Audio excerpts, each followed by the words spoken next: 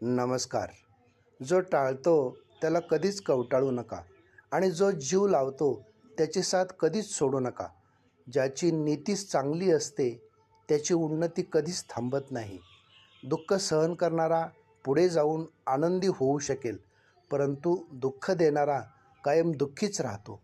म्हणून लिंबासारखे कडू राहा, पण गुणकारी राहा. या जगात ठोकर लागल्यावर तशी प्रत्येक गोष्ट तुटते. फक्त यश हीच एकमेव अशी गोष्ट आहे जी खूपदा ठोकर खाल्ल्यावरच मिळते. काही लोक भेट झाल्यावर बदलून जातात, तर काही लोकांना भेटल्यावर पुरं आयुष्यच बदलून जातं.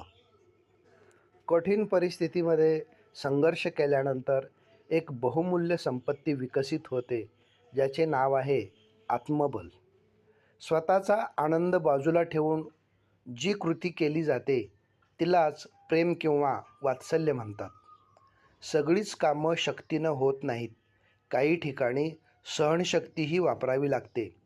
सत्य मुक्त असतं, ते बंधनात ठेवता येत नाही आणि प्रामाणिकपणा अमूल्य असतो, त्याची किंमत करता येत नाही. कष्ट हा उंबरठ्यावरचा असा एक दिवा आहे की जो विचारपूर्वक प्रज्वलित केल्यास आणि भविष्यामध्ये सुख, आनंद व समाधानाचा उजेड पडतो. फांद्या तोडलेलं झाड कधीच संपत नाही आणि मरतही नाही. पुन्हा एकदा नव्यानं उभं राहतं. हेच निसर्ग आपल्याला शिकवत असतो. आयुष्य कुठूनही सुरू होऊ शकतं, फक्त संयम ठेवावा लागतो. धन्यवाद.